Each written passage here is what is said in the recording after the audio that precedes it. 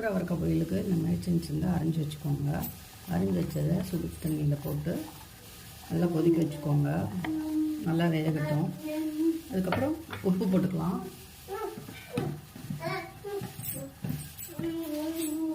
உப்பு போட்டுக்கோங்க வேகிற அளவுக்கு. ஏன் இப்படி வேக வச்சு பண்ணுறோன்னா இதில் மருந்து வாசம் அடிக்குது, அதனால் நான் வேக வச்சு தான் தாளிப்பேன்.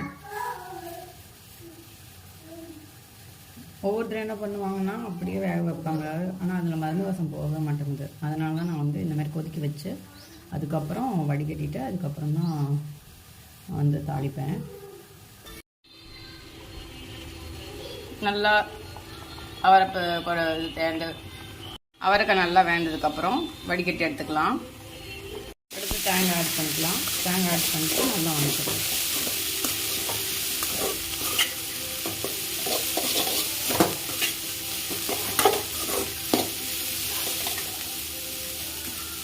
கடைசியாக நம்ம வந்து மல்லித்தழை கலந்து வச்சுருக்கதை போட்டு வதக்கி வச்சுக்கோங்க.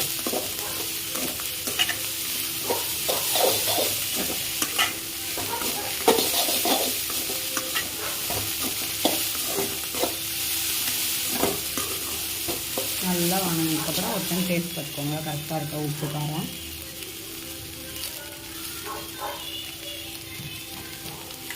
கரெக்டாக இருக்குது, லைட்டாக உப்பு கம்மியாக மட்டும் கட் பண்ணி